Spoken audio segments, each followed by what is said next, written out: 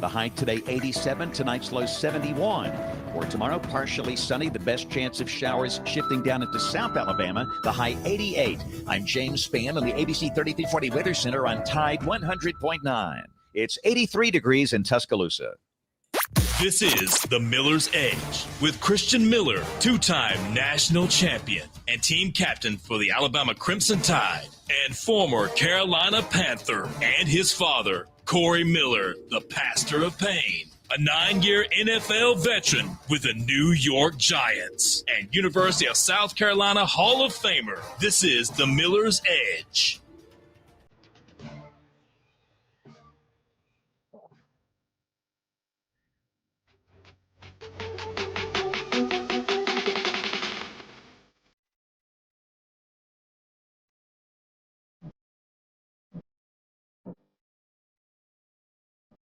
And welcome into this Talking Tuesday. This is from the Miller's Edge, Tide 100.9, 1230 WTVC. Hope everybody is doing well. Hope you guys are having a great start to your day. Some solid weather, Chase. Look, man, I feel like I can't say too much about the weather because I feel like every time we do, we jinx it, then storm comes in, something happens. Just like yesterday, I think it ended up, it was nice and it was hot, really hot yesterday. Then ended up raining a little bit, per usual, man. That's typically how it goes here when it comes to weather. That being said, it is a Talking Tuesday, right? You guys know what that means. We're looking forward to talking with you guys. You guys are in that co-host chair, so obviously sit back and enjoy the show. But if it allows you the time to, if your job or whatever you're doing right now allows you to hop on the phone lines, talk with us, we'd love to do that. 205-342-9904. Got plenty to dive into today. Again, we are streaming live on YouTube. Welcome in everybody over here, streaming live on Facebook. If you're over there, welcome. Again, we just added that platform yesterday, so now we've added yet another one. So trying to do our best to get the content out as much as possible. And, of course, always all our radio listeners, because that's where the main thing is, right, on the radio. Shout out to everybody with Tide listening on the app. If you haven't already, make sure you guys go download that Tide 100.9 app completely free. You can listen to all the shows anywhere you're at, literally all over the country, even out of the country. And again, completely free to do all that. So make sure you guys check out that Tide 100.9 app. Plus, you can always leave app messages that we can read and discuss on air. T left a good one yesterday. Nice little debate question between our very own Julio Jones and Antonio Brown. That one was very, very entertaining. That being said, a couple things that had come up, right? And I always encourage you guys. You guys see anything fun, anything interesting, man, send it our way at The Miller's Edge on X. And matter of fact, at The Miller's Edge on all platforms, man. Make sure you guys are following, subscribed, all that good stuff. But saw a couple things, man. Paul Feinbaum had some interesting comments, and I know when I mention his name, you guys get a little sick in the stomach, and you think it's just going to be terrible, right? Well, actually, he had some praise. We'll talk a little bit about that, a little bit more recruiting to hit on, I guess, Chase. I mean, it seems like every day there's some type of news or commitment, so we got to discuss that. We'll dive into that here in a minute. Plus, per usual, man, we're just going to break down some football. Always looking at things, obviously. Summer programs, I think back kicking off this week. I'm pretty sure they had a break. I don't know when exactly they start back, if they still are on that break, whatever. But already finished through the first portion of the summer. Second portion coming up. What does that mean? Well, you really, throwing it in gear. For us, what that meant was we ramped up to 7-on-7. So we went from doing like 2 a week to then 3. And then you could just tell like the workouts picked up, right? Like, you're getting close to fall camp. So that's the way we did it. Now, I'm sure it's a little bit different now. Things are probably a little bit different, but I do know the way we did it was second portion of summer always kind of ramped up, knowing like, all right, the first half, it's fun. You're getting your feet wet. You're kind of getting back into the summer grind, but second portion, man, you got to turn up the heat. So I imagine that is literally what they're doing physically too, right? I mean, the heat is literally turned up. That being said, excited that football's around the corner. I think we're 60-something days away, just about 2 months out. More or less. So we're getting close, guys. We're getting close. Football is almost back, which also means as we do get deeper into summer, SEC Media Days coming up. I did hear that we will have some coverage there. Wyatt and Ryan, I think, will both be attending. So make sure you guys stay up to date with all that, because obviously we want to hear what Coach DeBoer has to say, Kirby, all the other guys in the conference, man. That's when we know it's just like Q said yesterday. People are trying to win the press conference at Media Day. We know that, but it still is exciting. It's just another step closer to football. So another thing that's coming up very soon, Chase, the new NCAA game. I don't know if you played the first one. It was fun. It was a great game. It was fun to have it back. I'm sure they've done a lot of different little things to make it even better. I do know I did see, I think Martin Houston shared a video of Ryan Williams, Drake Kirkpatrick, previewing it, playing it, and it's got me fired up. I'm definitely getting the new one. Are you gonna get the new one, Chase, or did you have the first one at all? My brother had the first one, but I'm definitely gonna save some money up, watch Twitch a little bit, and then see where I'm at financially and go get that sucker. Yeah, man. Now it was fun. I'm not gonna lie. It kind of got. I mean, I guess it got repetitive, but for me, I was only playing online. I wasn't doing like Road to Glory or anything like that. But I don't know. I feel like I've heard they've improved some stuff on the new one, so we'll see. We'll see what they have for us there. But anyway, that's what we got so far on the ticker. And speaking of that game, they actually are coming out with the stats every week. You see like a new stat about the player ratings. This one actually caught me by surprise, and we can discuss this a little bit. Now, I get this is just a video game, but this one was kind of interesting. The top 20 quarterbacks that are rated in NCAA. Again, this is for the video game. We're not talking about some actual rating, but on the game. You guys notice anything? Again, if you guys are watching on stream or on Facebook, you guys can see what we're looking at. If you're listening on radio, we're looking at the list of top 20 quarterbacks. Well, there's one thing that stands out to me. I don't see anybody from Alabama's quarterback room on this list. Kind of shocked me, Chase. I'm not going to lie to you. I mean, the group is led by Cade Klubnik of Clemson and Garrett Nussmeier and Drew Aller, I should say. All three have a rating of 92. Now, if it's anything like Madden, things can, change. They can change ratings. They can go on there and adjust it, right? I know you guys seen like what Chad Ochocinco, Chad Johnson. He's like working with like the Madden, right? And during the course of the year, like if somebody has a big game, they'll go on there and, they'll bump some stats. Maybe that's the case here because I'm just looking at this list, Chase, and out of 20 quarterbacks, I don't even see Ty Simpson on here. And I feel like it's a little disrespect there to Ty. I mean, again, I get that he hadn't necessarily played.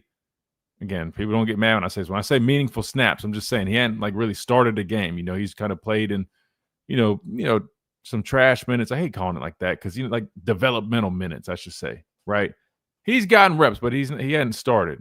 So I get it. They're probably still the jury's just, I guess, still out there. They want to wait and see. But I don't know, Chase. I feel like you got to at least throw him on this list. Top 20, Chase.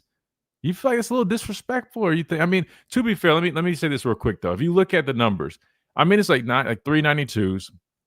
You got 491s. You got 390s. You got 489s. Then you got like a plethora of 88s, like 6 of them. So to be fair, everybody's kind of jumbled in like that same range. You know what I mean? So hell, for all we know, he could be at 87. He's like right there left off of it. I don't know. Chase, do you feel like there's some shade here or not? You think it's fair that given that he hadn't necessarily started just yet? I think it's fair. You look at the quarterbacks, the first 10, you got Cade Klubnik. He's reached pretty far for Clemson and what he's done, a dynamic player. Garrett Nussmeier, even though he's had his troubles, he's shown some growth. Drew Aller, how far he went last year. Sam Levitt. So kind of going through all these quarterbacks, they've kind of proven something a little bit. And that's not a bad thing that Ty Simpson isn't in the top 20 because he has more fire under his butt to continue to be better as a quarterback and really show that, look, you can put whatever quarterback you want, the top 10, top 20. I'm going to be number one by the end of the season. That's how I think he should go with it. But I'm kind of curious, like Kevin Jennings being an 89. I'm not really sure about that one. That's all I'm saying because I see Tia in the comments. She's like, how's that disrespect? What would you rate him now? They rated, 88. Like, I get it. These guys, it's not like all these guys are like high 90s or something. I'm just saying some of those names, right? And to be fair, some of these guys I haven't watched a whole bunch on. But I'm just like, if we're going to put some of these guys there, I feel like Ty probably could and should be on that. It really doesn't matter either way. It's just a video game, but I don't know. Avery Johnson, Kevin Jennings, Darian Mensah. I don't know, Chase. I don't know. Like DJ Lagway, Arch, Carson Beck, Lenore. So all those guys are going to be up there. I get it. I don't know. Some of those other guys, 11 through 20, Chase. I don't know. I feel like we probably could interchange one or two, maybe. I don't know. T is like, who y'all putting Ty on over that list? I don't know. Maybe one of those guys is just named. But again, to be fair, I hadn't necessarily watched all these guys in depth. So maybe I'm wrong. Maybe those guys. Maybe I'll just look up all their numbers and as much as I can during this next timeout that we got to hit real quick, because I don't know. But I just saw that and I was like, damn, man. Even the game's kind of shading Ty a little bit, which again I highly doubt he cares. But speaking of him, they say he looked really good at the Manning Passing Academy. I wish there was more out there. I feel like last year when Jalen was there, I feel like, of course, everybody had clips of Jalen. But with Ty, there's like that one video of him throwing. That's all you see.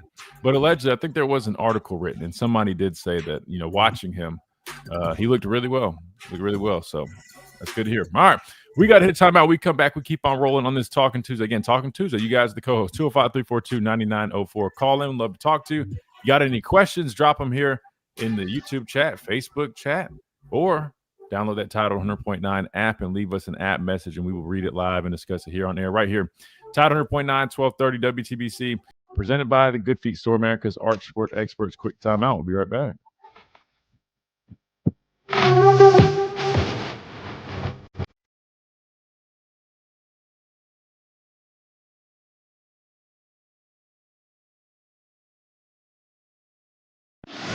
The Tide 100.9. Let's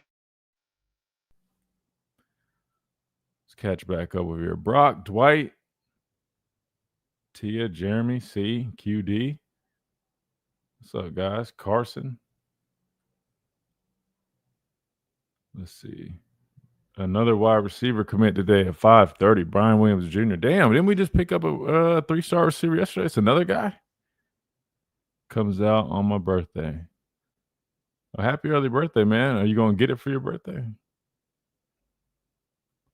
Do former NFL players still get EA games for free? Current former, I don't think so. We might get like a discount or something, though. I'd have to go back on the NFLPA website. But no, we don't get like the code like we used to. I feel like we should, though.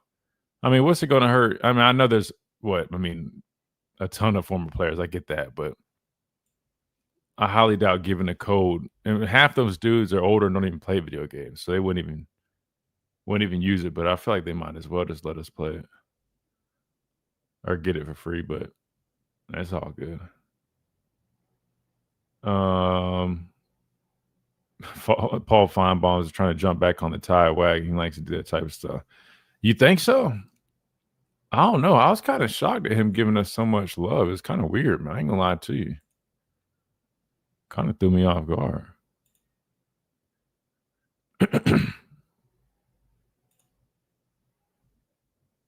Oh, we got the Phil Steele list. I want to look at this.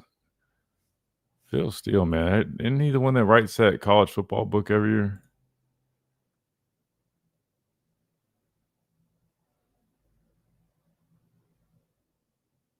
The new Pac-12. Nah, what happened?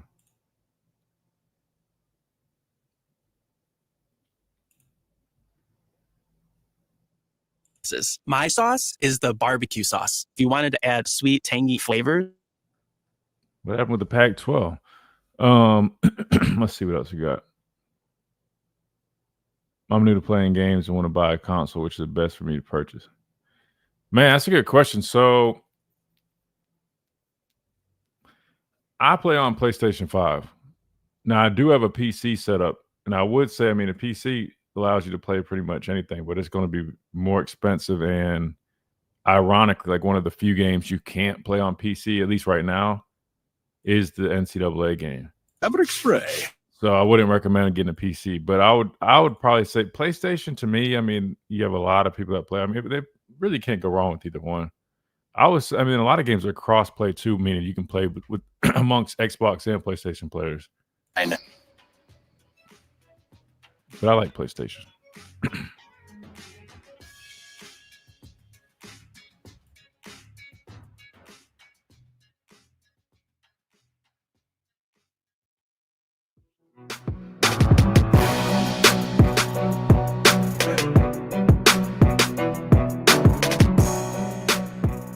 And welcome back into this Talking Tuesday edition of the Miller's Edge, Tide 100.9, 1230 WTBC. Real quick, I wanted, man, that was bad. Sorry, my voice is definitely not there. Sorry. I I wanted to look up a couple of these quarterbacks just because I was like, I'm curious, man. What is so special about some of these guys? Well, I guess maybe just they've played a little more proven, I guess.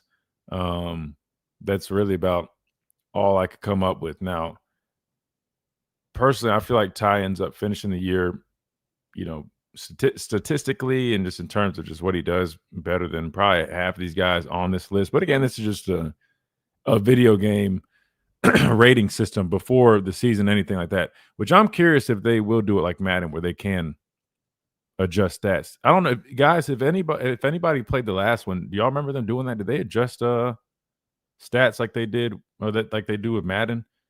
I don't remember.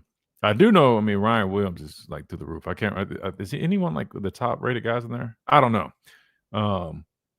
But I'd imagine he's pretty damn good at the game. As much as they have him playing it for all these damn promotions. But anyway, that was that I saw that definitely caught my attention. But again, it's just a video game ratings thing.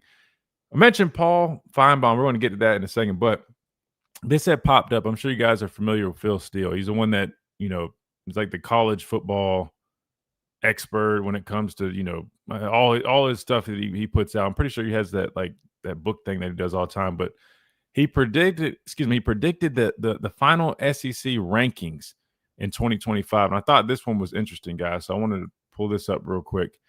So, Chase, I apologize to you, man, but off the jump, he's got you guys at dead last, man. He's got you guys coming in at 16th in the conference. Let me get your thoughts real quick, Chase. You think that's coming to fruition, or you think you guys have a chance to do something a little bit different this year? I'm not a fan of Phil already. It's okay. But I'm just kidding. But yeah, that's fair. You kind of look at the past few years of what State has been for football, and it just hasn't been eye-popping. They've been okay with recruiting, but I'm not blaming Mr. Steele for putting Mississippi State that low, but Kentucky, I think Kentucky has a fair chance to be on Mississippi State level because I'm not really believing in Coach Stoops right now and what they're bringing to the table. And I looked at their schedule. It's hard. It's kind of like Mississippi State. So it's kind of neck and neck of where this could go, but that's fair to put Mississippi State that low. Yeah, I mean, I just was curious because I don't know. I hadn't really, I'll be honest, I don't really know what you guys have done in terms of acquiring guys or what's the update with you guys. But anyway, unfortunately, man, he's got you guys dead last. But who knows? Maybe you'll be a lot better than that. Kentucky at 15th, man. Kentucky was looking all right last year. At times, they definitely played some solid games, but they got in there. Vanderbilt 14th. He's got Missouri and Arkansas tied for 12th. And then again, this is how he's predicting it to finish, right? So this is how he's predicting the SEC will finish. Auburn tied at 10. He mentions, hosting Georgia and Alabama and visiting Baylor and Oklahoma and Texas A&M. But the Tigers should have the offense to meet the challenge, boasting elite receiver skill. And then obviously he mentioned Jackson Arnold, the transfer that Auburn allegedly paid millions and millions of dollars. We'll see how that works. I'll be honest. I think Auburn's offense will be better this year, 100%. How much better we'll have to see. I mean, we all know, I don't care how good or bad they are. It's always going to be an interesting game when we play them, especially with us going on the road, Chase. That one's going to be a very interesting game. I mean, obviously, Jackson Arnold is the guy who was responsible for beating us last year at Oklahoma. Now he transfers to Auburn. We got to travel there. You already know the nonsense. I mean, Auburn is literally, I don't know what it is about playing there. I mean, yes, it gets loud. It's rowdy. The environment is one of the best in college football. I hate to give them that credit, but it's true. I'd be lying if I said otherwise. But there's just something about playing there, man. I know that whether you call it voodoo, magic, whatever you want to put a label on it, man. But it's just, I don't know, man. It's a weird place to play. Very, very weird place to play. He's got South Carolina tied at 10 with Auburn.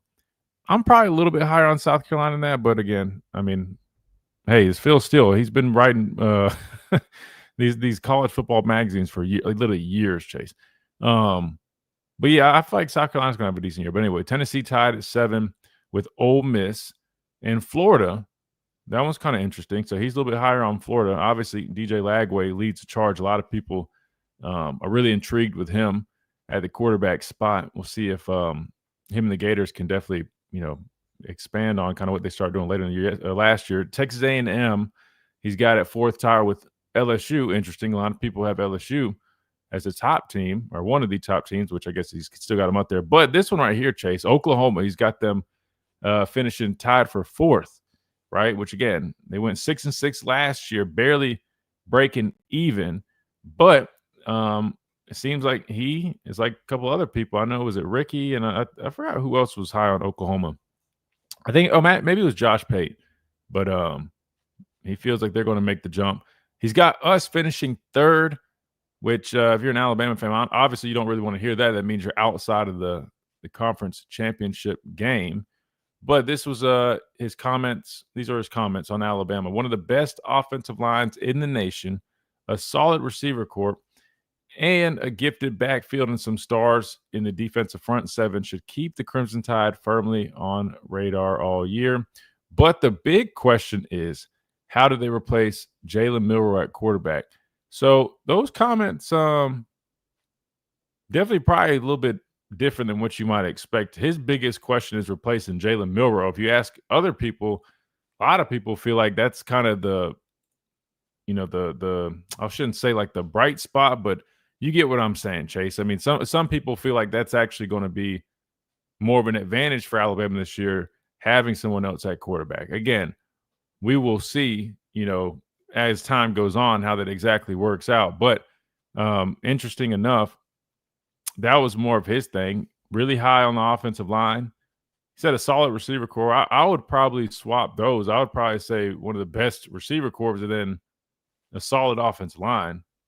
I guess it really doesn't matter. A gifted backfield. We haven't heard too many people really talking about the running back room. There's been so much emphasis on the receiver room that I'll be honest, I feel like the backfield's kind of been a little bit lost in that whole conversation. But, I mean, gifted. I don't know. I'll be honest, Chase. This backfield is kind of interesting, right? Because you looked at last year's backfield, and you would have thought it would have been the best in the country, even the year before that. And I felt like we just never really, reached our potential. So I'll be honest, I'm done going off of names and what it looks like on paper and what we expect going. I'll be honest with you, Chase. For all we know, I mean, this backfield is led by Jam Miller. Then you got Daniel Hill, you got Richard Young, you got the guy who brought him from Louisiana, A.K. Deere, young guy. But I'll be honest with you, Chase. I'm just kind of taking the wait and see approach when it comes to our running game.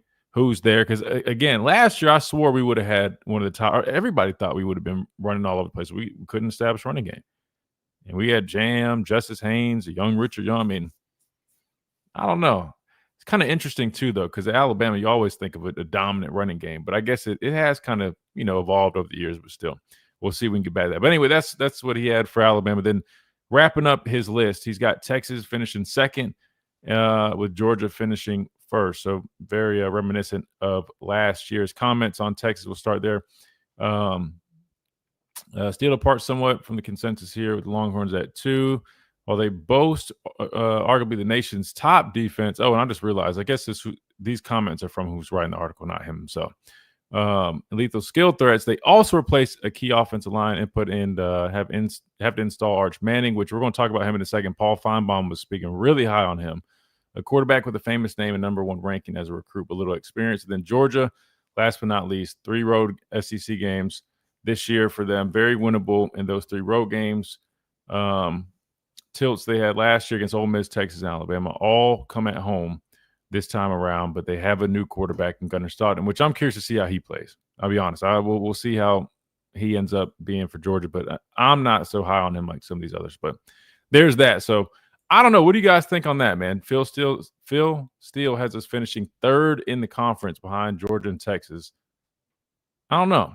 We'll see. I mean, I guess a lot of people are high on Georgia and Texas regardless, but I'm surprised LSU isn't up there because a lot of people are really high on them.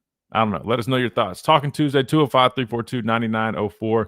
We want to hear from you guys. Drop us a message. We'll definitely read it, respond to it. Plus, we got to hear from Paul Feinbaum here coming up after this quick timeout as well. He had some good to say about Alabama, but he also had some so he was chapsticking is what we're going to say because that's what we say on the show. Paul Feinbaum was definitely chapsticking. And we'll talk about who that was and why when we come back right here on the Miller's Edge, Top 100.9, 1230 WTBC, presented by the Good Feet Store, America's Arch Sport Experts. We'll be right back.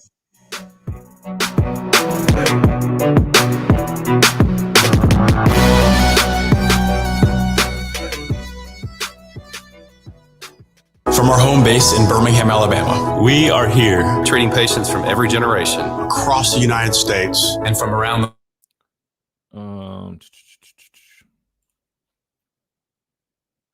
See what you guys said.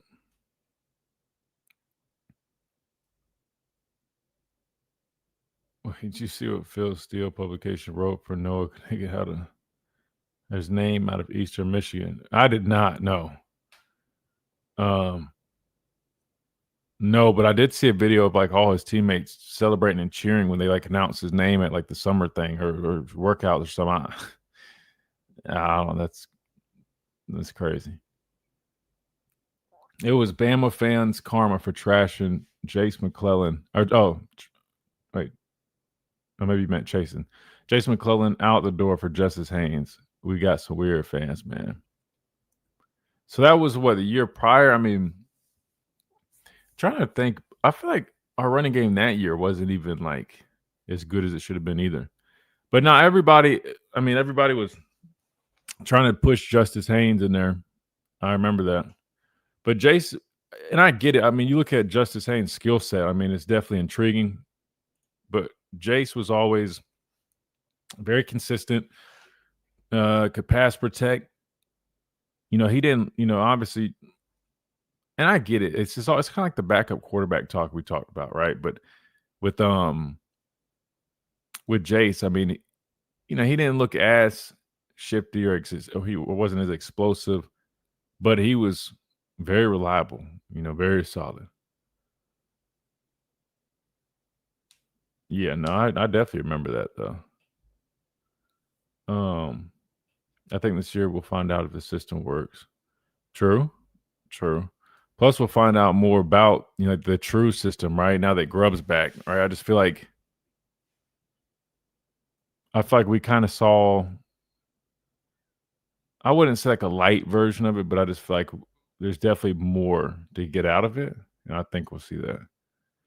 Running back room is loaded, but the O-line must do better first. Absolutely. O-line's got to be better. I mean, look, the way everybody's talking about our offensive line, though, I mean, you would think, there's clearly no concern with a lot of people when it comes to the offensive line. I mean, everybody seems to be really confident in the offensive line, so we'll have to see.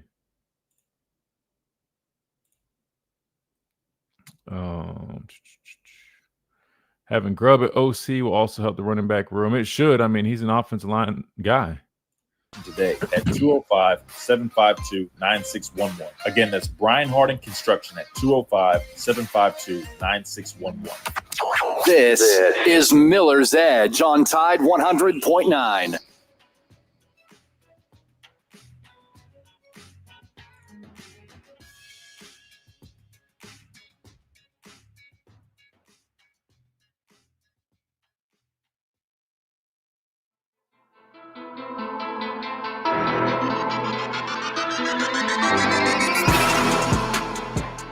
And welcome back into this Talking Tuesday edition of Miller's Edge, Tide 100.9, 1230 WTBC. We just got done looking at Phil Steele, Mr. College Football Magazine himself. We're looking at his final 2025 SEC, I guess, rankings, right? Meaning like where everybody will finish. Looks very reminiscent of last year. I guess he's got Missouri falling off a little bit. Everybody else, if like falls in that same kind of area as last year, according to him, right? So we'll definitely have to see. We're going to get into this Paul Feinbaum talk in a minute, but I know we got some callers lined up, which we'd love to have, especially on the Talking Tuesday. That's what it's all about. But just looking ahead, somebody in the chat mentioned Arch Manning, which kind of brings me back to even like the thing we looked at over here with like the rankings, right? I mean, if we're going to talk about not being proven and that causing people to have a little bit of hesitancy, I just feel like Arch Manning, man, the way people talk about him, he hadn't really proven listen, I get that he's played in moments. You know, you've seen him come in for Quinn Ewers. Quinn Ewers is hurt. He played. I get it, and trust me, I get the potential. I think he's going to be a heck of a football player, but I feel like he gets so. I feel like people go over the top with it. Personally, I feel like people go over the top. That's just my opinion, though. But I guess we'll have to see. But I feel like they give him the benefit of the doubt when it comes to like not necessarily doing something just yet. But other people is not the same. So I don't know. We'll have to see. 205-342-9904 is the number. Let's go to the phone lines. First up, we got our buddy Mike from New York. Mike, welcome in.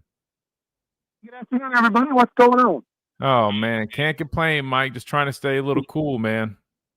You can complain. Go ahead. We'll listen. Let's hear it. Nah, I wouldn't do anything to solve anything.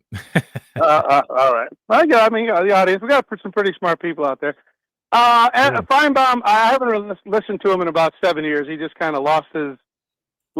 He used to have some callers called in, and a couple of them unfortunately passed away. But it's just he's just not entertained. Very very dull, methodical show. I just stopped watching it a while ago. So there's that. And with the he had some positive comments. I'll say this. Maybe you'll give him a second chance when you hear his comments for Alabama. He actually was giving us some praise. I will say that.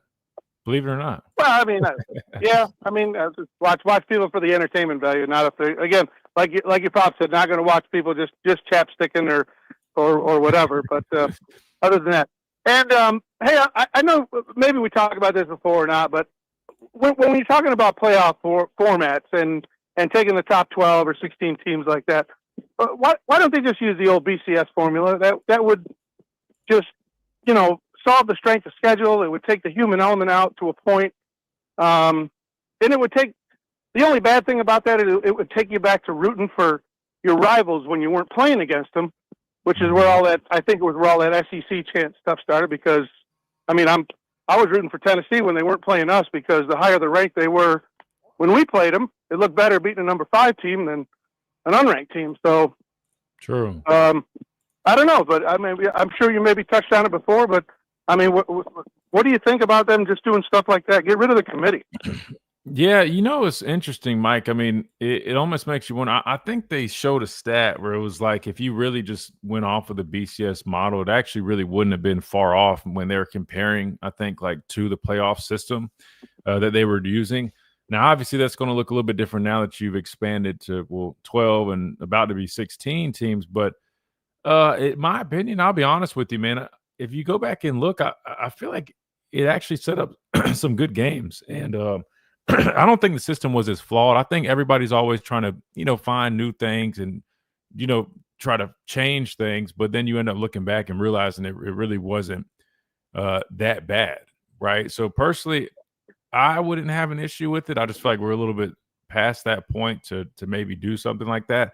Maybe if you do go back to it, you just keep the 16-team playoff, but you just let the computer model, designate those teams and go from there. That way you're kind of marrying the two things. I think that could work. I'll be honest with you. If anything, I feel like the human side of things, having a committee, I feel like that's only caused more controversy, in my opinion. Right. Maybe I'm wrong, but Right. I feel like a lot of people agree on that. So maybe say to hell with the committee, just let the BCS model come up with the top teams and then let them run the playoffs and then go from there. I think that would be smooth, but that's just my opinion. I think as a fan, that's one thing. I think last year, and again, I don't think we were a threat to the title last year, so I'm not upset being left out. But I think them, talking back and forth about, well, it's the losses that matter the most that we look at. It's the record. It's how many wins you got, and the power conference. There was always something different from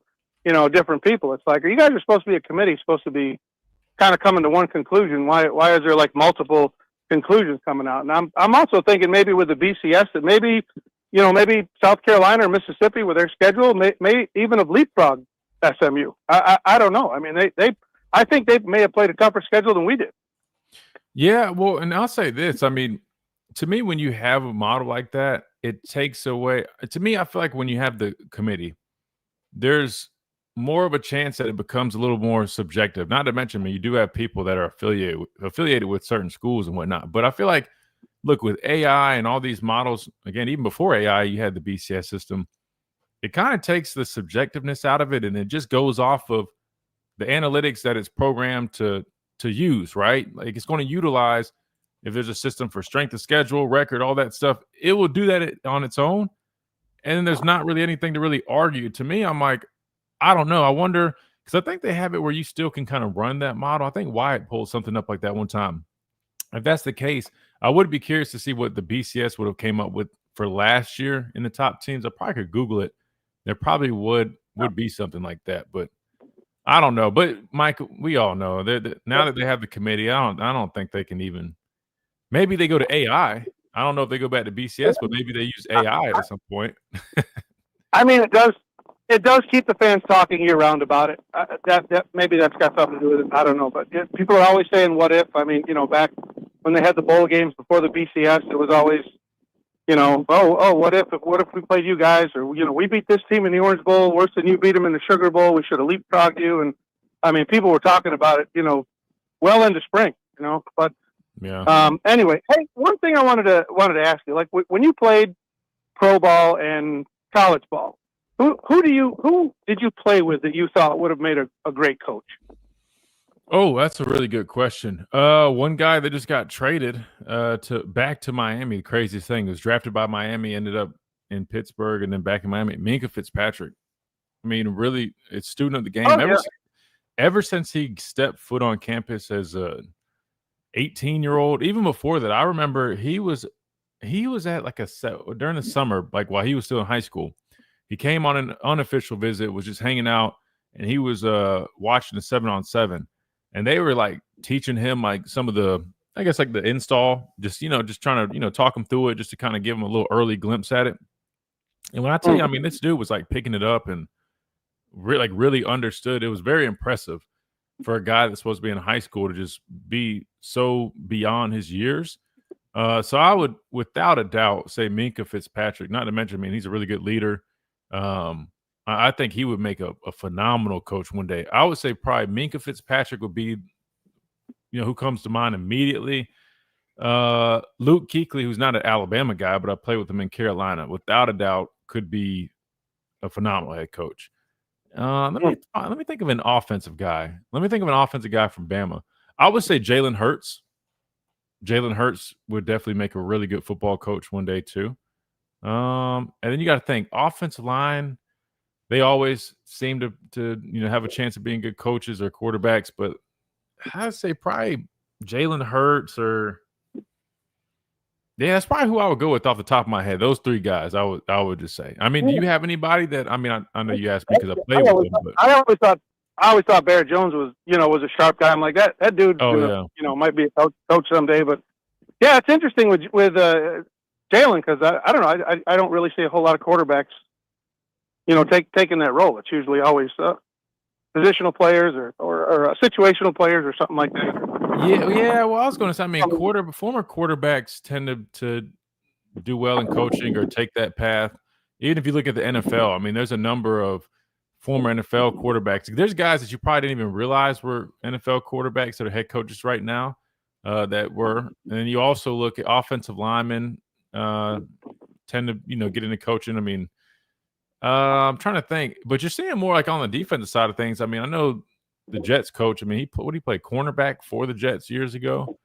The Lions coach Dan Campbell. I mean, he was a tight end years ago. You are starting to see a lot more former guys reach that point in their coaching careers, which is pretty cool to see as a former player. I will say that. I've always appreciated seeing former players get into coaching, because that relatability factor is just huge. I know for me, like when I had coaches that played the game, it always just felt so much easier for me to number one, relate, but also really just take their coaching, because you just know that they've been there. You know what I mean? Like, it's hard to explain, but sometimes it just felt a little bit easier to say, all right, I can take this coaching from this guy because I know like he literally has been there and done that. Versus there's some guys, and I'm not saying you have to be a former player to be a good coach. Obviously, I mean, Coach Saban, I know he played, but you get what I'm saying. He went like a player. But sometimes you got guys that literally didn't even play the position. Like, say they just know a guy and they were a GA for a while and they've been helping a while and they just got a job. For me, it's always been harder to really take coaching from those guys, because you just know, you're like, man, this guy's never played the position. He really doesn't have like the background. I don't know. Just with respect is a little bit tough. like, yeah, it's kind of like, being us in the regular work field. It's like, being trained from somebody who's come up through the ranks and done your job, as opposed to, somebody got hired in from the outside and just, reading out of a manual. Exactly. So I totally get that. Totally get that. Exactly. Cool. That's a great point. All right, my friend. Well, I appreciate it. Happy 4th, everybody. 249 years old. Greatest upset in the history of the world, man. This Friday. You go. So, get out and celebrate. Yes, sir. Appreciate you, Mike, man. Happy 4th to you and your family, too. Yes, sir. We'll see you. All right, we'll see you guys. Good deal. Yeah, I know. Shoot, Chase, it is coming up. You got any 4th of July plans, Chase? Anything? That big? is a very good question. I don't know yet. I know they're doing this fireworks celebration stuff at the amphitheater in downtown Tuscaloosa, but I might try to check it out for sure. What about you? I don't even know yet, man. I know I like to cook, though. I like to get on the grill. Always, anytime I get a chance to get on the grill, man, I want to do that. So yeah, that's definitely probably going to be on the schedule for that. But we got a few days till then, but still good to start planning. I did hear last night people already are doing fireworks. I was like, hold on, did I just hear that right? Then I forgot. I'm like, oh yeah, it's 4th of July time. People are just a little too early with it, but I heard some last night. But for a second, Chase, I thought I had to go check on some. I'm like, hold on, I don't know what that was. Okay, fireworks, all good. Anyway, that being said, let's hit a quick timeout. We come back. We wrap up hour number 1. Don't go anywhere. We're just getting started. Still got hour number 2 coming up. We got Tommy on the phone lines, 205-342-9904. It's Talking Tuesday. Want you guys in on the conversation. We'll do all that when we come back after this quick timeout.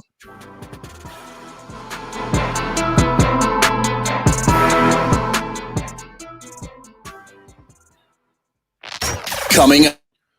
All right. So, QD, I looked that up. You asked, when's the last time Bama had a 1,000-yard rusher? I don't know if this is right, but this says this was updated May 29th, 2025. It says the last one would have been Derrick Henry. That can't be right, man.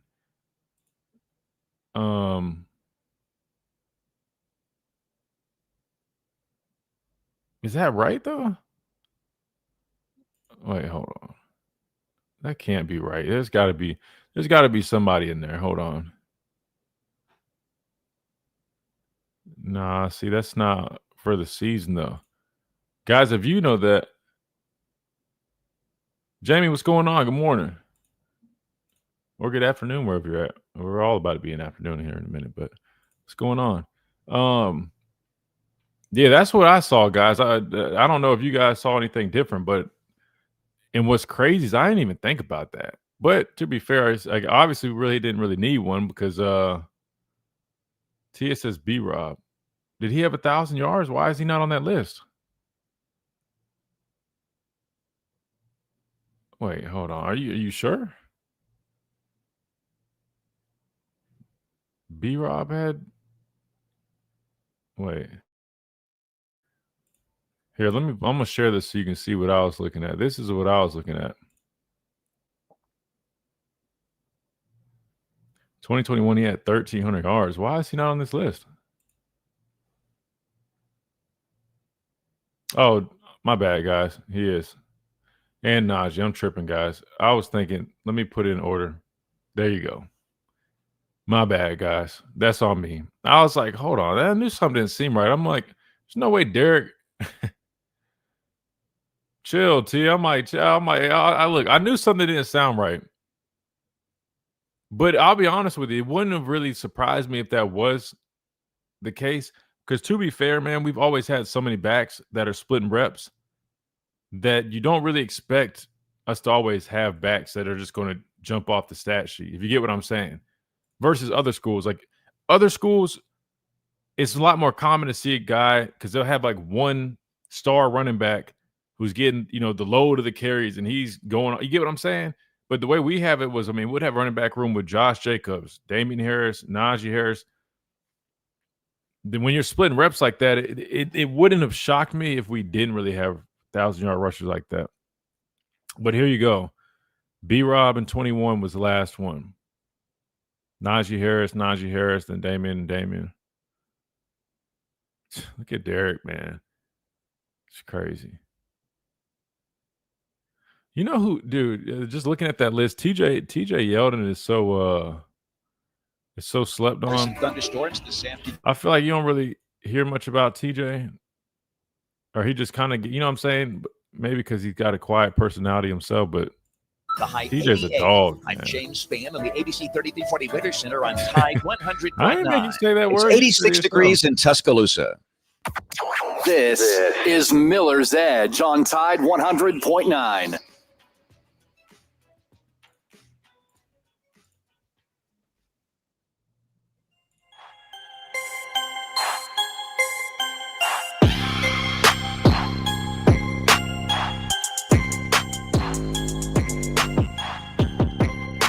And welcome back into the Miller's Edge, Tide 100.9, 1230 WTBC, presented by the Good Feet Store, America's Arch Support Experts. Real quick, guys, I hadn't reminded you about them yet today, so let me do that because we only got a few minutes left before we hit this top of the hour break. If you're in any type of pain, whether it's foot pain, knee pain, back pain, hip pain, you name it, head on over to the Good Feet Store right now in Midtown Village here in Tuscaloosa. They'll take care of you.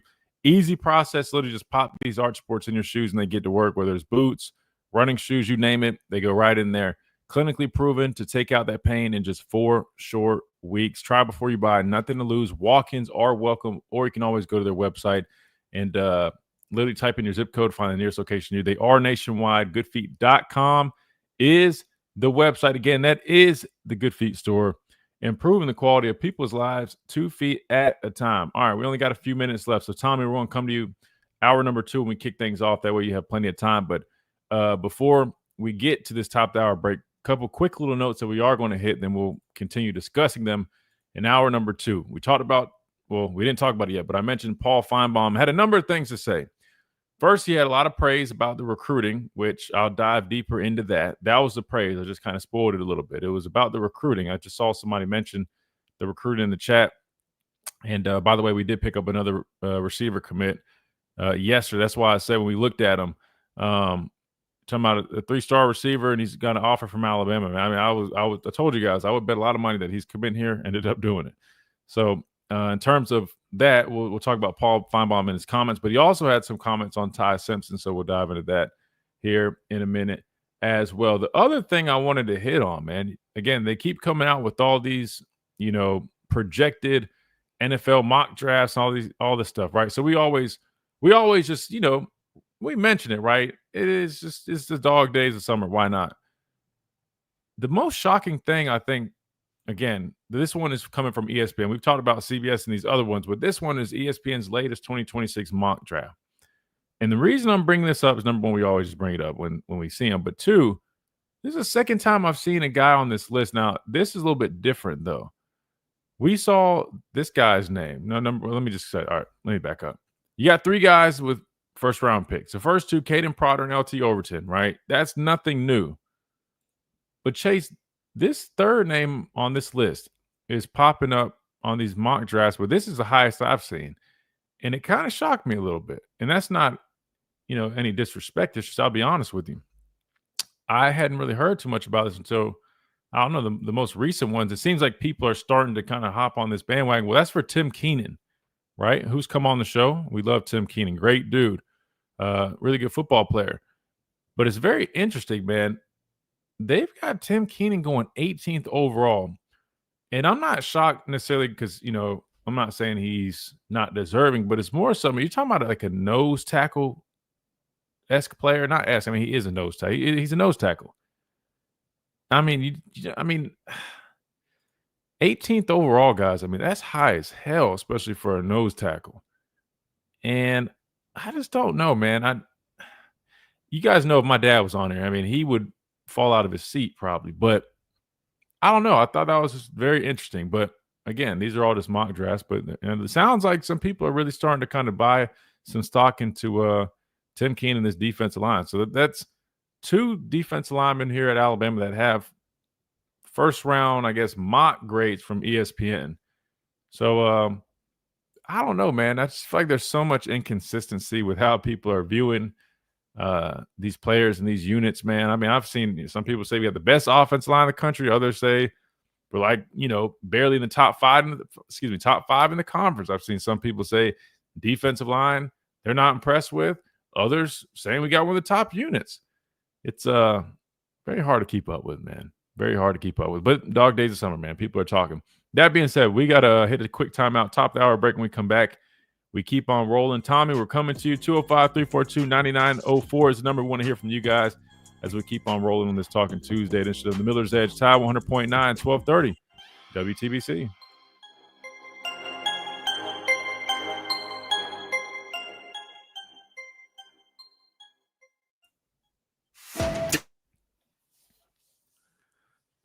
Q06, what's up? Ricky, what's going on? Stop. They're about to blame Milroe. Oh, man. What are you talking about for like the carries? I mean, here's the thing, guys. Two things can be true. Like,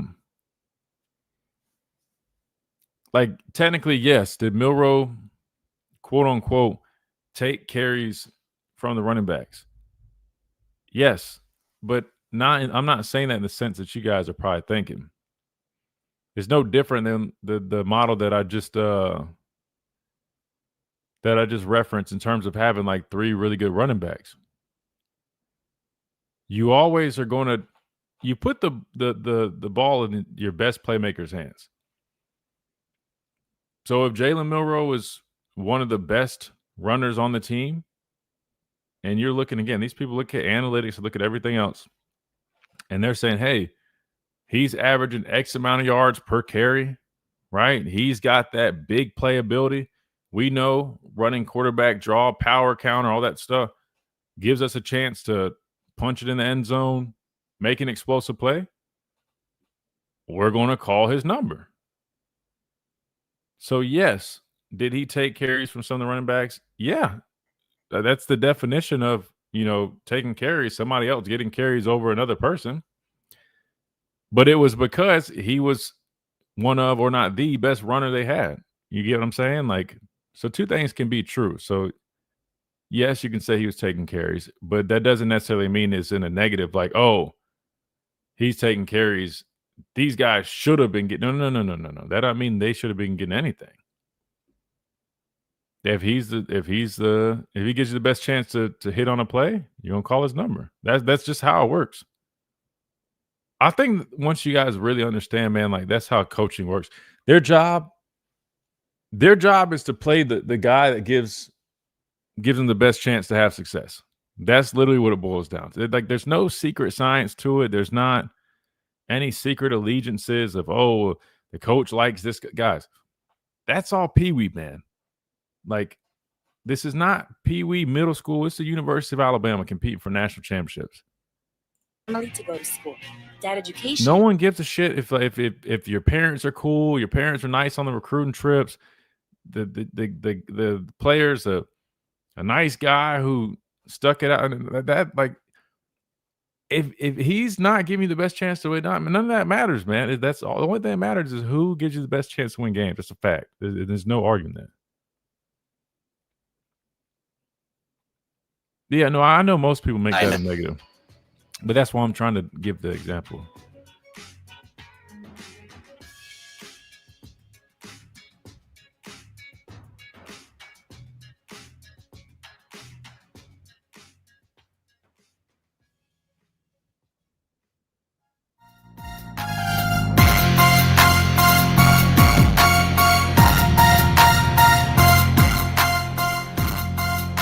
And welcome back into the Miller's Edge, Tide 100.9, 1230 WTBC, presented by the Good Feet Store, America's arch support experts. Talking Tuesday, meaning we're talking about anything and everything. Talked a little bit really about, we had a call from Mike, good call, talked about a number of things. We still got to dive into this Paul Feinbaum talk. He had a number of comments that we need to discuss. Plus, we heard about Phil Steele's predictions for the SEC, how it will finish in 2025. Alabama in third, behind Georgia and Texas. What was last thing? Last thing that we talked about real quick was the new mock draft from ESPN. And they had Tim Keenan with the first round grade. Ricky posed a question that I'll answer real quick while we're on the topic. He said, who would you take over Tim? I thought NFL teams go for what they need at the moment. And yeah, that's definitely true. And so I can't name a certain player right now off the top of my head. Unless if you're saying like a certain nose guard. But if you're saying like defensive tackle, I'm sure there's probably a number of guys you could probably consider. And yes, that is true. A lot of teams do take that approach. They go with, team needs. Some lean a little bit more on the best player available. I feel like that's more the Eagles' philosophy when it comes to their draft. They want to address team needs, but if there's a best player available, they just see a guy that they know can make a difference, they draft him. And I think that's worked out well. Here's what I would say, though. Taking a defensive tackle in the first round, I mean, you just have to – it has to be like a high-impact guy. And what I mean by – like, just think about, like, the former – like, especially when we talk about nose tackle. Like, you'll see D tackles, right, that have, like, high upside, have pass rush ability, have things that they feel like they can really work with. Tim Keenan is undersized, quote unquote. He's listed at what? I think he might be listed at 6'2", but he's probably more on like the 6'1" side of things. He might even be listed at 6'1". Let's see. I pulled it up right here. He's listed at 6'2", 326, but he's going to measure in at 6'1" when he goes to the combine, right? I mean, for his size, like you do see him have a little bit of pass rush ability. You know what I mean? Like, I think last year it says, so played in all 13 games, 12 starts, recorded 40 tackles, 7.5 tackles for loss, 2.5 sacks, and 2 quarterback pressures, right? So, and I think what we read was PFF had him as like the third highest graded interior defensive line last year. The other two guys went on to be drafted in the first round. So I get it. Like, numbers aside, turn on the tape. I mean, he's definitely a really good player, but just personally, I don't like top 20 in the NFL draft. I don't know. I just feel like, especially for a first rounder, like at that position, like D tackle, they really want to see like pass rush is going to be a big thing. Like, yes, you've seen like big clog type nose tackles go early on if that's what they need. Like for example, like a Vita Vea. You know what I mean? Like, if they view Tim as having that type of impact, something like that, yeah, I could see it. I don't know. Like a Vita Vea maybe, or a like Vita Vea he was a first round 12th overall pick back in 2018. His stats in college, his last year he had what? Like 30 solo tackles. Here, I'll pull it up. 3.5 sacks, 5.5 tackles for loss, right? The year prior at 5 sacks. But you also were talking about a guy like when we played Vita Vea, this guy was lining up at like edge. Now, granted, clearly this guy at 6'4", 347 pounds is not a true edge player, but like his athletic ability allowed him to do that. You know what I mean? Like, there's something something special, something different about him, right? Again, and I don't want to sound like I'm doubting Tim. I'm not. Like, hell, I hope he gets picked that high. But my football, I guess, opinion, if I'm just being honest, I would say second round pick would be really good for a guy like that. If I'm just being completely honest with you, I feel like first round is a little bit. And guys, again, these are just mock drafts. So, it's not like it's a fact, but personally, that's where I was. If I was a scout and I had no affiliation, I was taking crimson glasses off, all that stuff, I would view him more as like a second round type of guy. Who's another nose that comes to mind? Like Jordan Davis, right? Let's pull up Jordan Davis from Georgia. Again, if Tim was like a little bit bigger, I think you might see that make a little bit more sense. But like here's Jordan Davis, who's definitely a nose type player. Not type, he isn't a nose, right? Out of Georgia. He was the first round 13th pick, right? So similar to Vita Vea, similar how I guess they're viewing Tim Keenan. But again, like the size difference is number one, a big deal. Obviously, I mean, this guy didn't have crazy sack production either. But if you just turn on the tape, you're watching a 6'6", 350-pound guy move the way he was moving, and look at the type of impact this guy has had. You know what I mean? Like, that's just me being straight up. But that's if you're looking for like a nose type. You just got to remember, the draft is also strategic too. So there's guys that you watch them and you're like, oh, they should be a first-round pick, but strategically they just end up not going in the first round. The first round, there's a few things. Quarterbacks, any team that needs a quarterback, they're going after a quarterback early in the first round. You know that, right? So that's going to take up a number of picks. Offensive line, you always draft offensive linemen in the first round. You'll see 5 to 8 offensive linemen taking the NFL draft on average in the first round. Why? Because offensive linemen are hard to come by, right? So that's already between quarterbacks. So you have a few quarterbacks, offensive linemen. That's already taken up, hell, probably like 10 to 12 picks out of 32. And then you got skill guys like, top receivers. You're going to have a handful of those guys go. It's no different than, I guess, here's an example. Like running back, nose tackle, like those are positions that they're not going to have as high as a premium in the first round.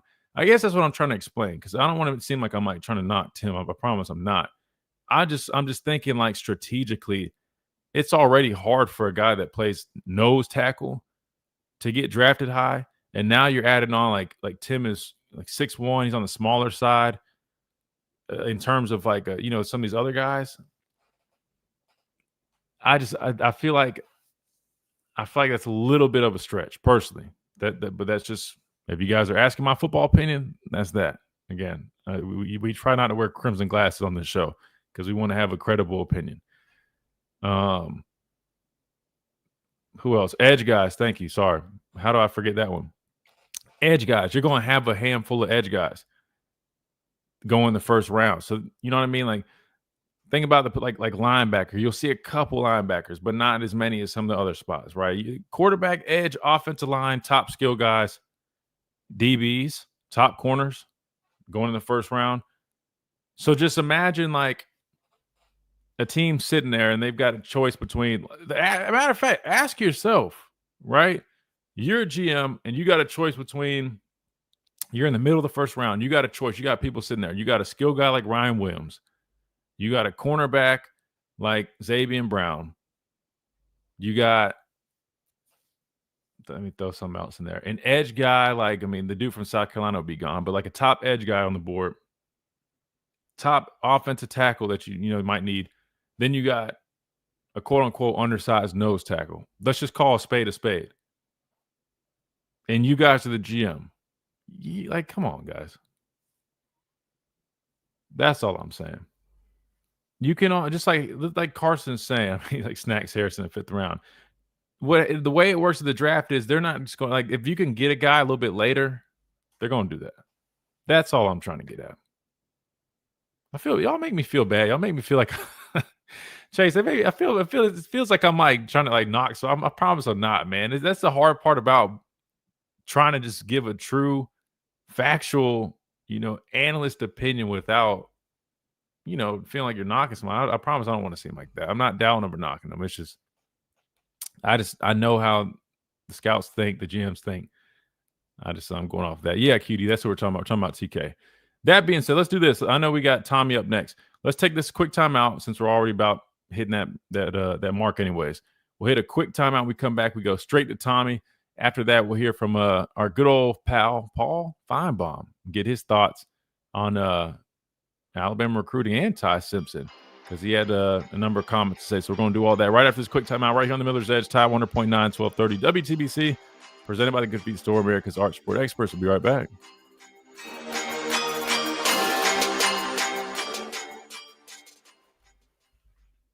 The Alabama Securities Commission protects you from financial fraud. Anyone asking you for investment money must be licensed. You're careful with your money. Fraudsters aren't. Before you invest, call our hotline. Let's see. If there's a top edge guy, I'd probably take the edge guy for sure. Again, it depends. Each year is going to be different. look, guys, I'm just calling a spade, man. An undersized nose tackle is going to have a harder time. I mean, just think about something like, for example, Ashawn Robinson. He ended up being a second round pick? And that's Ashawn Robinson we're talking about. You feel what I'm saying? Like, I don't think people understand how hard it is to be a first round draft pick. I guess that I should have just said that and just said, I don't even think that. I think that's really all that needs to be said. Like being a first round draft pick, think about how many other people you have to be. Oh shit. He just hopped on. So he must have been listening to that. I know he's gonna have some thoughts. We got the Pastor Payne just hopped on here. Oh shit. So like, all right, Mason Graham went first round last year.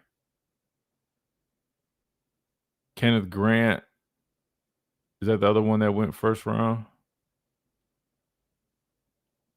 Michigan had both their D tackles go first round. Is that right? He's going to turn into Aaron Donald. Man, way different body types. But hell, if he turned into Aaron Donald, man, yeah, I'm eating crow. Matter of fact, his ass will be off the board. Shoot, top 10, top 5. You play like Aaron Donald. Shoot. Let me see let me find the top nose tackles from last year. See where they went. So I'm on this website. Let me see. Does it show where they ended up going? This is just projected though. I'm trying to find like where they went. Tim has first round potential. He just in that right now. Great possibility to have a breakout season. No, I think he should have a good year. I mean, if I had to give him, I think second round is more of a accurate assessment. But that's just me. At 205. But that's just me. Let me see.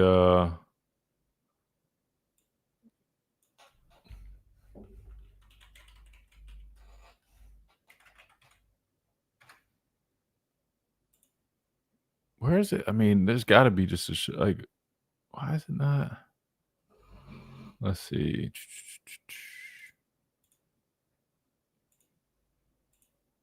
It's going to bother me, man. I got to find this. Once he finishes eating, I think he's going to hop on here. But I'm curious. You already know what he's going to say. Tuscaloosa weather. Mostly cloudy. Look out for scattered to numerous showers and thunderstorms this afternoon and tonight. The high today 87, tonight's low 71. For tomorrow, partially sunny, the best chance of showers shifting down into South Alabama, the high 88. I'm James Spann on the ABC 3340 Weather Center on Tide 100.9. It's 86 degrees in Tuscaloosa. This is Miller's Edge on Tide 100.9.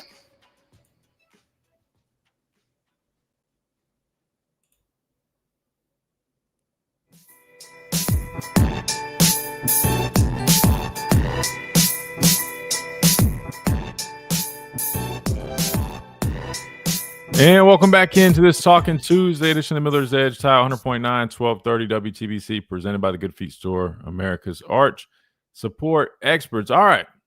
So we're going to go to the phone lines. We got Tommy up next, but behind the scenes, we got another guest that just popped on here, man. And timing couldn't have been any more perfect, man.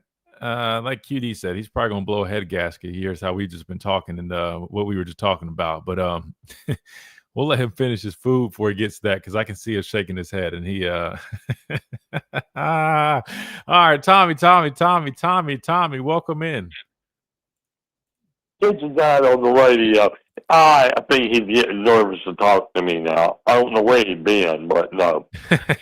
Being serious for a moment, I hope that's your dad. I figured how you talked was going to be your dad. Yeah, no, that's him. He's behind the scenes on in the studio, so don't worry. He's gonna hop on here in a second. I think he's finishing the last couple bites, but Trust me, he's eating ribs, right? He's eating ribs. Let me see. From what I can see, man, I don't think it's ribs. I think it's he's showing something. I can't make out what it is, man. I can't make out what it is, but looks good though. But he's Starbucks. Okay. It's something from Starbucks. Okay, there we go. Something from Starbucks. Oh, okay. Well, Firebomb, yeah, he don't.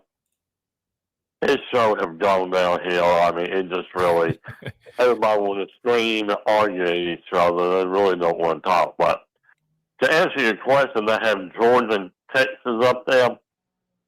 I've looked at 3 magazines. I haven't looked at Bill still, but I don't see Georgia going undefeated. I really don't. Oh, no, I don't either. No, I don't think nobody is, because Texas got right off the bat. They got Ohio State and Columbia. Then they have to go to Athens. I think they got to go to Gainesville.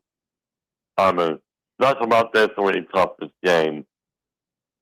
To answer your question about Arch Manning, the only thing the Manning have never won is a Heisman Trophy or a national championship. I'm going to be up front with you. I thought Peyton should have won it, but they gave it to Charles Woodson. But I'm SEC, so I'm kind of biased, you know. But that's fair. I mean, when you look at Arch, man, do you feel like he's overhyped, or do you think it's justified? I think he's a tad overhyped because as fans, oh Lord, we love to do this. You know, I won't name names, but hey, Kristen, we don't get this 5-star. We sunk. I don't know how we're going to compete with other schools. Hey, it's going to work out, people. And same thing with the draft. Like, you broke it down beautifully. There's 12 to 14 offensive linemen get picked in the first round. That is a gimme.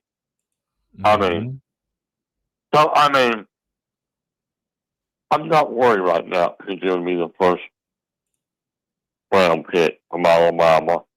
Right now, I'm looking for it to media day. I'm looking for barbecue on Friday and the first football game.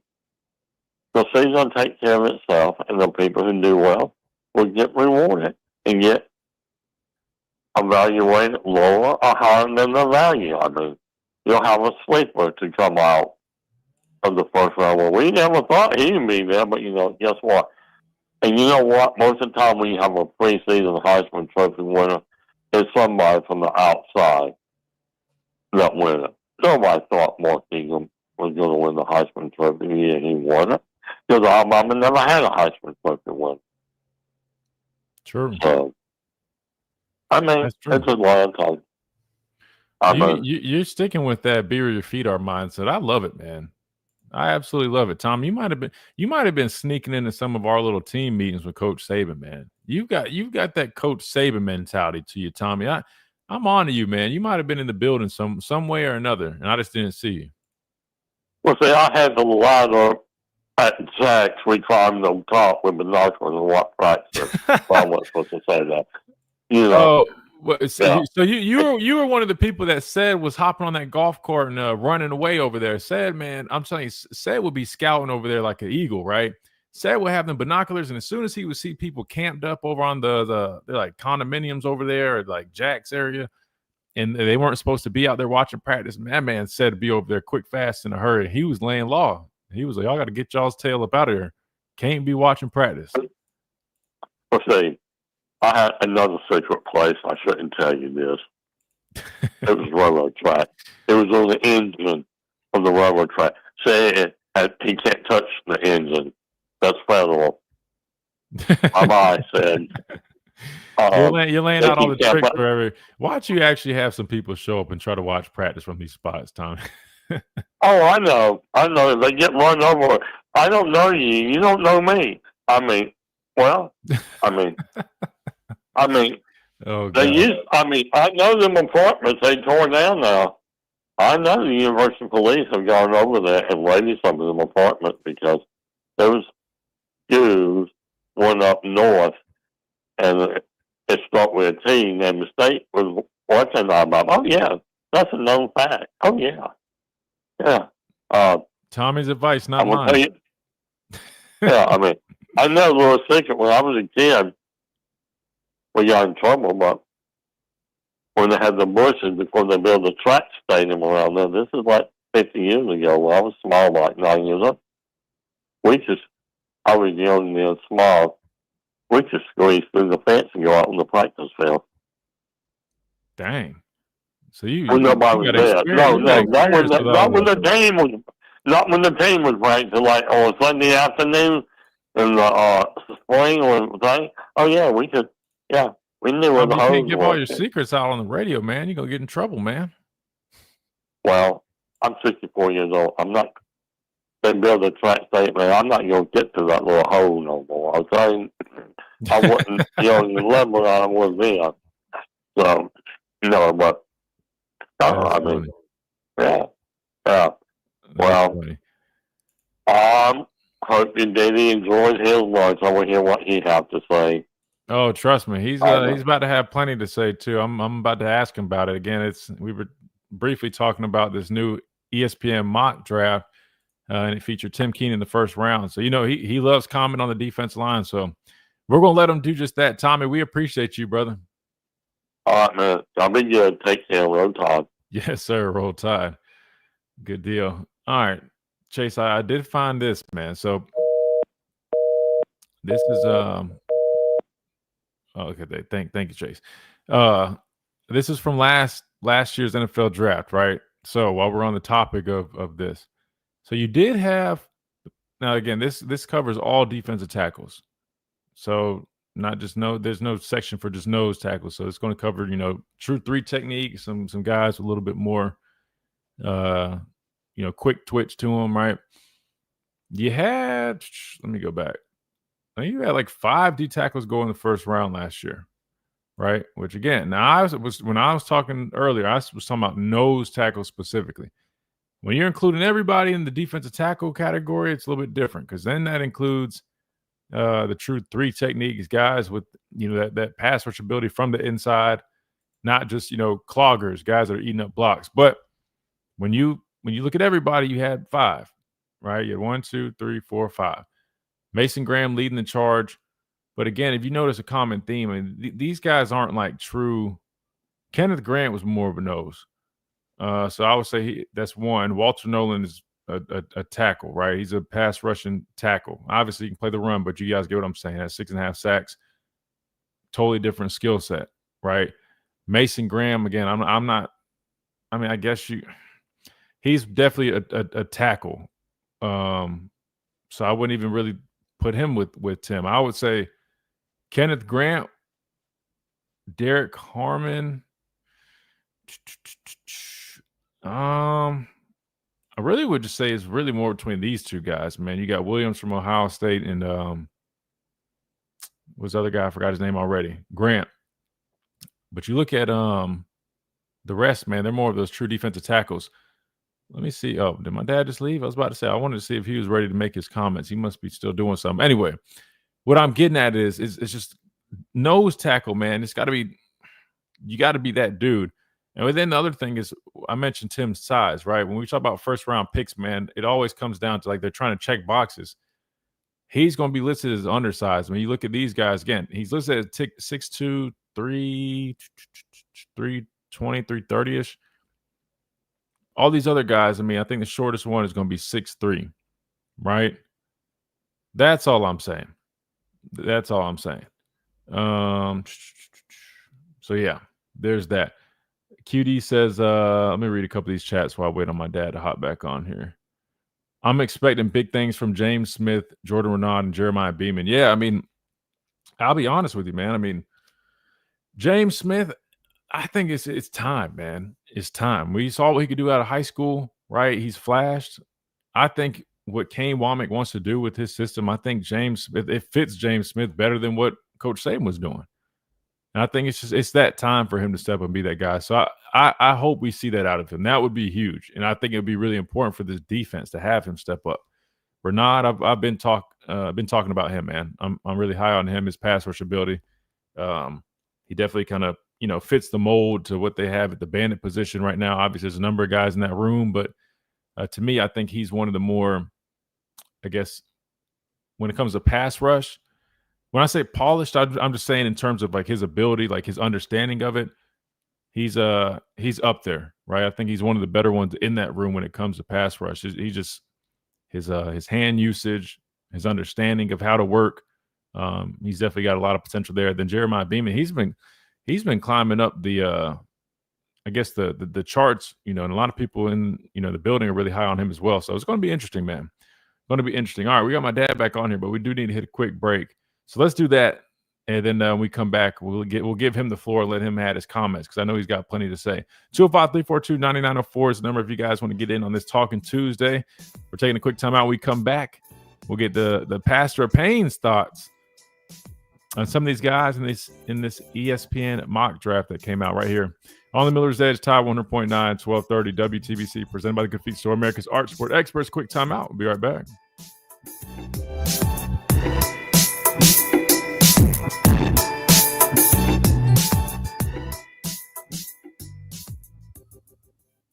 Stand up. You can jump on stage whenever you're ready. Let me catch back up on some of these.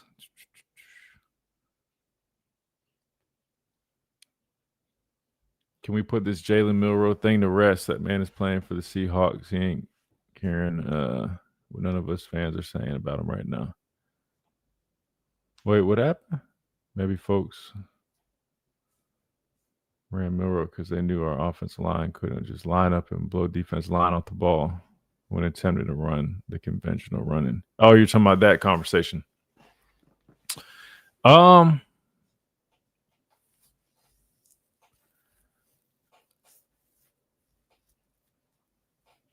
mean, the thing is, people just got to understand. I mean, you got to lean into what you do.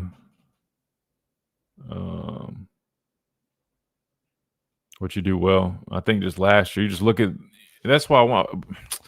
We got so many different things to hit, but that's why when you look at, was it like Ty Simpson's comments, like about what Jalen does, what he does. I mean, again, anybody with football knowledge knows. I mean, it really just boils down to this. The best option you had at quarterback was a dual threat guy, a guy with elite athleticism, arguably one of the best athletes in college football. You lean into what he does well, right? So, I mean, the one about taking carries from running backs, the only thing it was about was just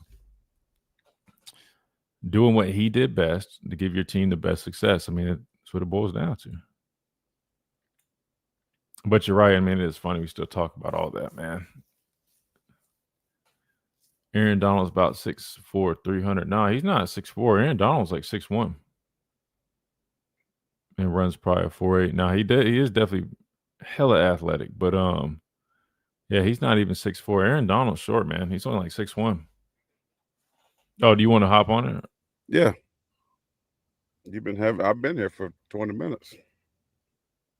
You said you know how to do it now. I was letting you do it. No, I mean, I just click on get in the studio, but you have to hit something on there to bring me up. I was just listening to Tommy's foolishness. Oh, God. Oh, you said last time you had to figure it out. Remember, that's why. No, I didn't. I was up. I saw my picture and everything. I just had it on mute, and then I unmuted and. No, you were behind the scenes. I was waiting. I thought you were finishing your food before you came on this. I didn't want to put you on the screen if you weren't. I thought you were ready. I mean, I didn't think you were ready. That's why I was waiting.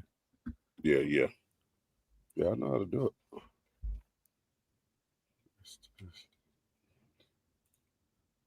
All right. About to come back now. Now only smoke cigars.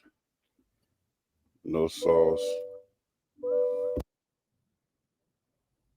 On Tide 100.9.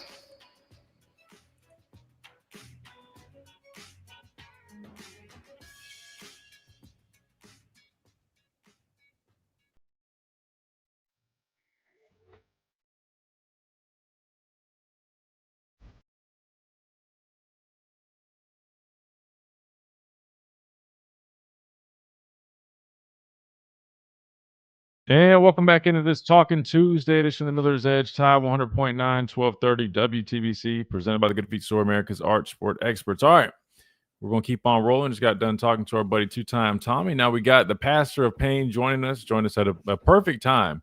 We're once again discussing Alabama defensive line, right? Shocker. Well, listen, I mean, again, as things come out, we bring them up, we mention them, and ESPN updated their 2026 mock draft. Two familiar names that we've been seeing: Caden Proctor, along with LT Overton, right? So we expect that. We've seen that. But now we're starting to see Tim Keenan's name pop up. Now, we discussed another mock draft or early board last week, and that they had him on there, but they just had him as a top 50 player, which I was like, okay, fair. Like, I definitely respect that, right? I can see him being a second-round pick. But this one had him going like 18th overall to your former team, the Vikings, not the Giants, the Vikings. Wait, seriously, come on, man. So when I first saw it, I'll be honest, from my honest take, taking the glasses off, I wouldn't have him with a first round grade. I'd have him maybe second round grade at best right now. Now, if he goes out and has a great year, I mean, I can see him working himself in there. I mean, when I discussed nose tackles and basically saying they weren't going to be the most prominent in the first round of the NFL draft, unless you have something really that's make you stand out. But I'm sure you heard while you were behind the scenes, but basically just to recap, I just said with him being undersized, he's listed at 6'2", but he's going to be 6'1" when he gets measured at the combine. Yeah. Maybe 6 foot 3/4. Right. But like 6'1"ish. It's going to be hard for them without him being like some elite pass rusher, some type of trait that makes him elite to be selected that high. Then that's just me giving my honest take. Would you agree with that? I agree that he's not going to be a first round pick. I think you 100%. I don't even think he's going to be a second round pick. I mean, listen, mock draft, mock recruiting, mock this. It's just talking season, guys. I mean, they want to pull your chain. They want to get. That's why we're talking about. It's why y'all been talking about. Oh, put Tim Keenan up there at number 18. Yeah, I could be a number 18 pick had I had. Just wait till I get my knees replaced. I get 2 new knees, right? I get in a little bit of shape. I can play what they call a cock nose. That means you angled in over the center, and I can get in there and I can plug up gaps. And yeah, I can get paid. Listen, Tim Keenan is a nice football player. What Tim Keenan is, he's just a plug and play guy. He's a 3 technique. He's a 0 nose. He can play cock nose. All they want him to do is eat up the blockers, let the linebackers fast flow, scrape, and make plays. He's not a good pass rusher. I don't even know if he's a really good run defender. I don't just see him being disruptive in the run game, just really dominating the center guards, getting off tackles, getting TFLs. If he's going to be the 18th pick, he needs to be playing on the other side of the line of scrimmage consistently and making plays, tackle for losses. He needs to be able to push the pocket, taking the guards and taking centers and putting them back in the quarterback's lap, making them, flush outside. He needs to be that kind of guy. I haven't seen that kind of guy. Now, will he get a chance? Will he get drafted? Probably, because he's athletic, he's big, he got probably really good footwork. So he have those types of things. You don't need to be tall, right? 6'1" is good. You don't need to be 6'3", 6'4", not to play on the inside. Matter of fact, the taller you are, the worse it is going to be for you to play on the inside. Why? Because they're going to cut you down like a tree. But when you got that low center of gravity and you can have that explosiveness, good hands, they hear them say heavy hands. And when you can get in the inside and work, both sides, be a 2-gap type of player, meaning that you can take the A gap. Also, you can play the B gap on both sides of the A. Can he do that? I would say yes, he can. But come on, guys, to sit here and be trying to come up with something why he could be a first-round pick is full of mock, okay? I mean, it just don't make any sense. I think he's a guy that might be a second, potentially third round or third day guy, that might can play himself up. That's where he's at. I would think most teams probably looking at him like 4 to 6, 7 round type of guy. right? And then that can go up or that can go down. That's totally up to him and how he plays the season. He's that type of player. Now, does he have that type of ability? You've been around, you've seen him. Yeah, I think he has athletic ability to play better, to make money. So that's where he's at right now. He's in that third day, I think, type of guy that can go up or can play down, or move down in the draft, meaning like low pick.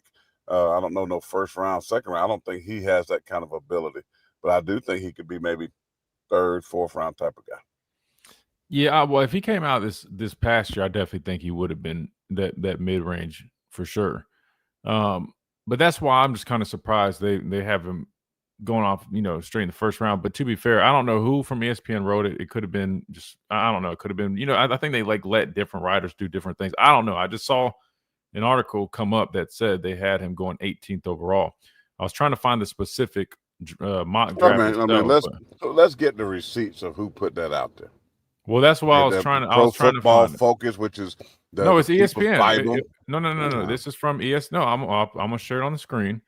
So this article is on. I'm on MSN. I'm trying to find it. All I know is it says ESPN's latest. So let's click the link. Oh wow, was it Mel Kiper or Matt Miller? Matt Miller wrote the article, but who's don't even really matter. Well, no, you asked. You said you wanted receipts. So okay. Well, it's ESPN. All right, it's the Full Letter Network. I mean, okay, but again, we see what happened to Shedeur Sanders, who had talent, who had a ton of receipts, and he goes from the first pick to the fifth round. Now we know that that's a lot of haterade happening with that, but my point is, let me say this real quick. Let me say this. From what they have, he would be like the first D tackle taken. That's why I'm like, they must not be anybody any good out there. I mean, maybe that's the case. Maybe it's a weak class for defensive linemen. I think the last year or so they've been some really good picks coming at the D tackle position. Matter of fact, he's got Tim Keenan. Michigan has some guys. They had two. Well, they had two in the first round. Maybe Ohio State has some guys. I think Clemson got to me. Clemson, a guy that who's from Alabama that went to Clemson. I'm drawing a blank. Peter Woods is going to be a guy that I think going to be way higher than Tim Keenan. That's got so much more talent. They had him as a top 10, I believe. I think. Yeah, I mean, to me, that guy. Yeah, 6. They have him going to my Panthers. Yeah, I feel bad for him. Now listen, Bama does not have the defensive line that we've grown to be accustomed to. They don't. Now we're sitting here, pie in the sky, hoping that Tim Keenan and LT Overton and these guys may step up and be outstanding playmakers, difference makers. I like to call them difference makers. They don't have difference makers on the line. They got okay guys. They got the average guy. The average Joe is on the line of scrimmage. Okay? They don't have difference makers. They don't have game changers. They don't have one guy that you can tell me right now that's on that defensive line that can go anywhere else and just be like, oh, this is that dude. I mean, he's bringing that stuff week in and week out. They have okay players. They have big guys, strong, physical. That's what they recruit. They got guys, but these guys are not winning games. These guys are not making that strip sack fumble play, that's guaranteeing the game. They're not just consistently, man, making that difference. I mean, again, Bama is spoiled. You should be spoiled because of guys who you play with. I mean, you had dudes. You have grown freaking men up there, right? So they were like, Aisha and to do that looked like they were 38 years old playing college football. I mean, these dudes look like these were some grown men. Who ended up being a second-round pick. Right. I mean, and it was a really good football player and still playing, I believe. Yeah, Panthers. What's the guy that looked like that with the biggest head I ever seen besides Joe Jacoby? I mean, they had to put two helmets together for what's the guy's name that played the Giants for a little bit? Cleveland. What was his name? Defensive tackle. Wait for Dalvin Tomlinson. Dalvin Tomlinson. Yeah, I mean, the biggest head in all of college sports. I mean, that was a grown man. Tim Keenan is not in that category. Tim Keenan's not that guy. No, sir. No, sir. No. He's not one. He's not them guys that was at the Redskins. Them dudes were difference makers. I mean, he is nowhere near. They don't have anybody as far as I'm talking about the defensive tackles now. They don't have that guy. They have lacked recruiting that the Peter Woods. They couldn't keep him. A guy in their backyard. That's the guy that they used to get. That's the Peter Woods, that type of player that can play up and down the line of scrimmage. They lack. Nick Saban started that. Their recruiting of defensive linemen, it was horrible. Let's just be honest. And it started with Nick Saban. They had okay guys. They have guys that kind of like they would be good at South Carolina. But when you're talking about Bama's expectation and where they recruit at, underwhelming. I would argue LT. I would argue LT Overton has capabilities, similar. Ain't done nothing yet. I would argue no. He definitely flashed last year. I mean, you cannot say he didn't flash. He definitely flashed. I would say he definitely is on the verge of that area. Now, I would not list him there just yet. Absolutely not with the guys you were naming. But I feel like after the season, he could solidify himself as one of those guys. I do believe that. But if we're being completely transparent, I mean, the guys you name, like Deron Payne, would be considered a nose. He was a first-round draft pick. Tim's not in his league. What about Allen? Jonathan Allen. I'm trying to think of the he's nose. He's a defensive tackle. Well, no, but that's still the same thing. I would say LT is more similar in terms of. But what I'm getting at is I don't think either one of them are on that level. I would say they're like Jaron Reed-esque. Ashawn, I feel like Jaron Reed has had a very long career. Absolutely. He's a dog. But what I'm saying is I would probably list. What about the big dude at Miami that went in the second round? I played with you. Y'all Dalvin was the most underrated. Carson, he typed Dalvin. I'm just saying Dalvin was the most underrated. But what's crazy was I would take Dalvin over. I guess Dalvin's kind of more that knows. I don't even think. Respectfully, I don't think Tim is nearly as good as Dalvin. I'm gonna say let's go back to what we above average player. What about the kid that got drafted by the Dolphins, played with you? We don't talk about him a lot. He's still in the league. Big team, but he was like 6'5", 6'4". I had to Google it. I don't have my Google machine in front of me. Deshaun Hand? No. Wait, you said he played with me and he played with who? He got drafted by the Miami Dolphins. Defensive tackle? He was more of a DN, but tackle DN. He could play both, but he was tall. He was 6'4". He was on the national championship teams. He was behind the Allens. He was behind them. Raekwon Davis? Yes. He's 6'7". But he played inside a lot too. No. He played tackle / nose. Right, that's what I'm saying. But he was 6'7", and he ended up getting drafted. Was he a first or second rounder? Let me look it up. I can't remember. Second round. DJ Dale. But DJ Dale ended up going undrafted. I'm just throwing out names. These guys weren't like, they didn't get the love like Jonathan Allen and Payne. Are you trying to find comparable? I'm just giving you right, but I'm saying great. These were great to very good football players. I don't think Alabama has those guys right now. I'm just saying they haven't shown that. Now, I got to give them a little bit of a pass just because a new defense, new scheme may have changed some of that. Maybe this is going to be the year, but Raekwon was a really good football player. He was, but he also 6'7" and crazy wingspan. I mean, like that's what I'm saying. People different kind of defensive end tackles or whatever. Yeah, he was a tackle. He was definitely a tackle. He didn't have the speed to play outside. No, hell no. No, all I'm just saying, I'm not sitting here and I think this mock draft is foolery. I don't think it whatever. These guys got to play better. They got to get back to the Bama standard. They need their defensive line to be much better. They need their defensive front, their front seven to be dominant. They can't be 14th in pass rushing in the SEC. They got to strike fear in the opposing offenses. They got to be much better. And I think fans are saying, trying to settle and say, this guy can. No. Let's just be honest. Let's call a spade a spade. Let's deal with the elephant in the room. The front seven of the defense is terrible, in my opinion, based on Alabama's standard.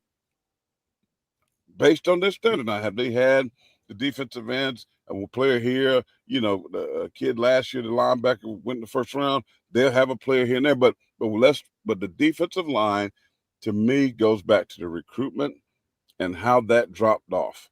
When they were dominant defensively, when your teams were dominant defensively in top 3 or 4 every single year, it was because the trenches. And I've been around coaches that coach against and with Alabama, and the thing that they have said always that separated Alabama back in those days were the offensive lines and the defensive line. Only that one couple of years where they got them frisbee catching dogs, where they had those receivers out there like Wild and those guys and Devontae.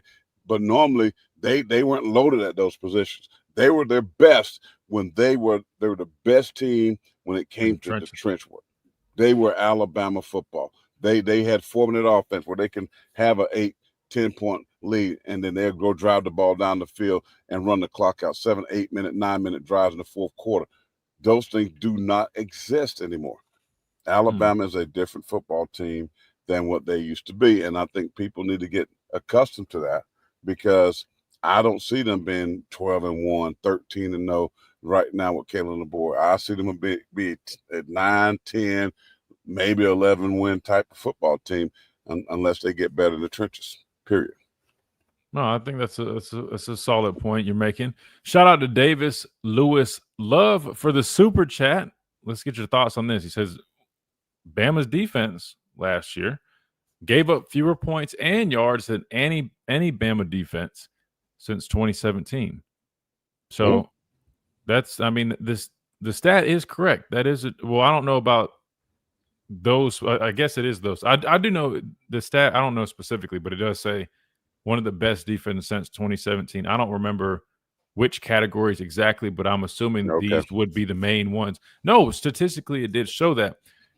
So, I guess okay. But here's the thing. Say that, but turn on the tape and watch Vanderbilt and watch Oklahoma and watch South Carolina's offense and watch Michigan, and then talk to me.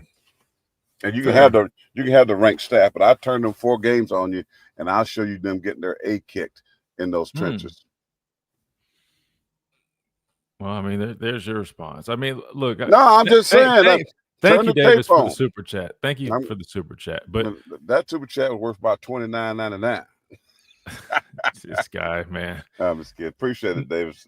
No, that's Davis Love III, but that's Davis Lewis Love. Davis Lewis Love. No, look, he's right though. I think, look, there's 1,000 ways to skin a cat, and I think it just looked a little bit different last year. And we kind of knew that going into the year. We talked about it. Hear me out. Listen, their philosophy is, look, they're going to be aggressive. They're going to look to force turnovers, but what comes with that? They're probably going to give up.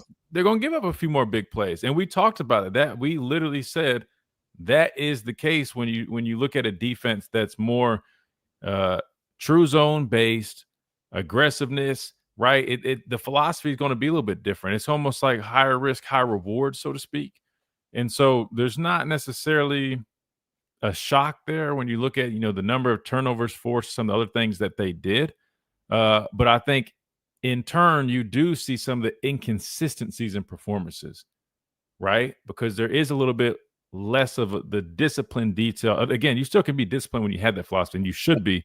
But what I'm saying is, technically, when you're talking about, hey, man, we're preaching to our guys up front, man, dominate the guys. We're going to, play our gaps, right? Force things over the top, get our guys to scrape, whatever, versus, hey, we're going to try to, slice and dice up front, shoot gaps. What happens is you're trying to create negative plays by, shooting things and playing on the other side. But sometimes there are going to be holes that pop up. right? It's almost because you're being more aggressive. Again, it's almost like any other thing, man. Let's just be honest, too. Let me just say this, right? Mm-hmm. I was talking about this even in church, at my church, right? And we transition in church, right? And I was giving them a football analogy. You know, when you make transition, even in ministry, I was talking to them about leadership, right? And I said, we want to be a diverse church with all kinds of people. We want to resemble what heaven looks like, right? Right now, they're elderly white church, about 90%, right? But if your leadership don't reflect, then your congregation won't reflect, right? If you don't have, I'm gonna be a black, got a black pastor, white pastor, you got different colors in leadership, then that congregation should reflect.